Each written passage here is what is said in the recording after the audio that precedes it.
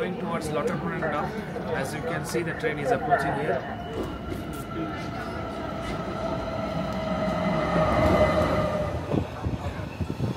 নমস্কার, আমরা আবারও চলে এলাম এক নতুন এপিসোড নিয়ে। এবারে আমরা যাচ্ছি লটারব্রুনেন। তো চ্যানেলটার সাথে জুড়ে থাকুন। চলুন ভিডিওটা শুরু করা যায়।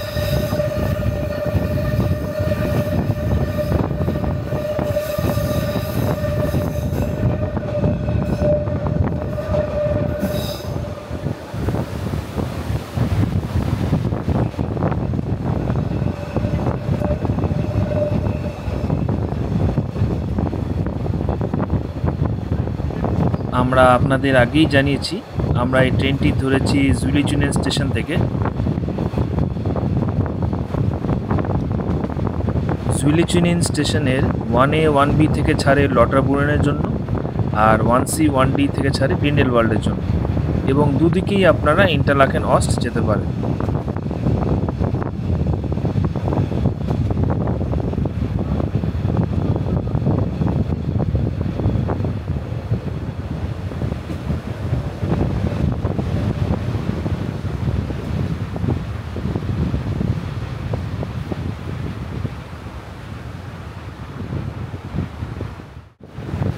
ট্রেন ধীরে ধীরে সবুজ পাহাড়, ঝর্ণা আর লুটসিন নদীর পাশ দিয়ে এগিয়ে চলে। সময় লাগে মাত্র 8 থেকে 10 মিনিট, কিন্তু এই অল্প সময়ের ভেতরেই আপনি উপভোগ করতে পারেন বার্নিজ আল্পসের অপূর্ব সৌন্দর্য। জানলা দিয়ে তাকালেই দেখা যায় পাহাড়ের ঢালে ছোট ছোট সুইস বাড়ি, গরু চড়ানো মাঠ আর দূরে বরফ ঢাকা সিংহ। এই সংক্ষিপ্ত যাত্রা সত্যি মনে গেঁথে যায় যেন প্রকৃতির এক নিঃশব্দ সিম্ফনি।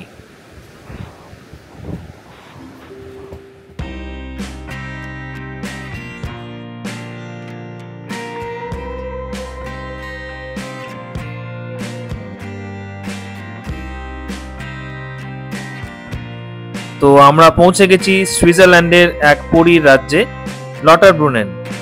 চারিদিকে উঁচু উঁচু পাহাড়, বরফ ঢাকা চূড়া আর গিরিখাতের মাঝখানে লুকিয়ে আছে এই শান্ত গ্রামটি। লটারব্রুনেন শব্দের মানে বহু ঝর্ণার উপত্যকা।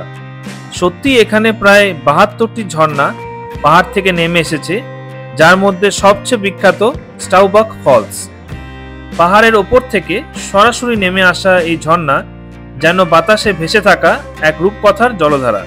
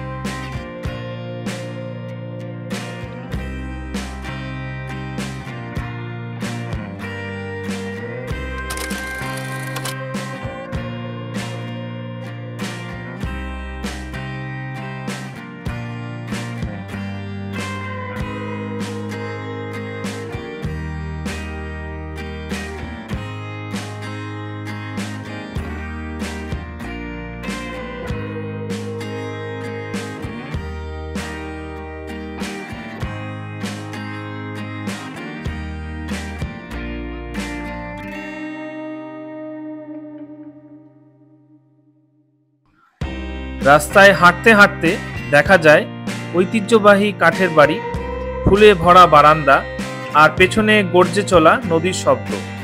চারপাশে এতটা শান্ত পরিবেশ যে মনে হয় সময় যেন থেমে গেছে। এই গ্রাম থেকে শুরু হয় অনেক ট্রেকিং রুট, যেমন ওয়েঙ্গেন আর মুরেনের দিকে। শীতকালে এখানে দেখা যায় বরফে মোড়া উপত্যকা আর গ্রীষ্মে সবুজে ঢাকা চারণভূমি।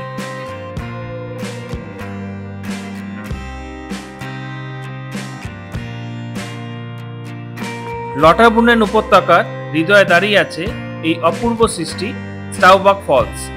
প্রায় 300 মিটার উঁচু পাহাড় চূড়া থেকে ঝরে পড়া এই জলরাশি যেন আকাশ থেকে নেমে আসা এক তরল রূপকথা। দূর থেকে শোনা যায় এর মৃদু গর্জন, যেন প্রকৃতি নিজে ধীরে ধীরে গান গাইছে।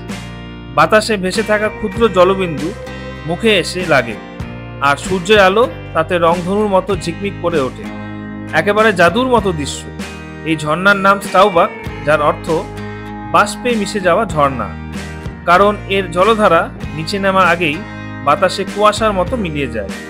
গ্রীষ্মকালে গলে যাওয়া বরফের জল এই ঝর্ণাকে করে তোলে প্রবল, আর শীতের এটি রূপ নেয় বরফের পর্দায়, যেন জমে যাওয়া সময়ের এক নীরব ছবি।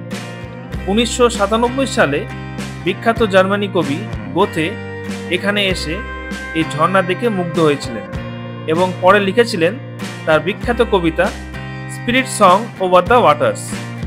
আজও বিশ্বের নানা প্রান্ত থেকে পর্যটকরা এখানে আসে, শুধু ঝর্ণা দেখার জন্য নয়, বরং প্রকৃতির সেই নিঃশব্দ শক্তিকে অনুভব করার জন্য। স্টাউবাক ফলস শুধু একটি ঝর্ণা নয়, এটি লাউটারব্রুনেনের উপত্যকার আত্মা, এক অমর কবিতা যা পাহাড়, মেঘ আর জলের মিলনে প্রতিদিন নতুন করে লেখা হয়। লাউটারব্রুনেন থেকে আপনারা কেবল কারে করে সরাসরি যেতে পারেন জুংফ্রাউ, যেটাকে বলা হয় টপ অফ ইউরোপ।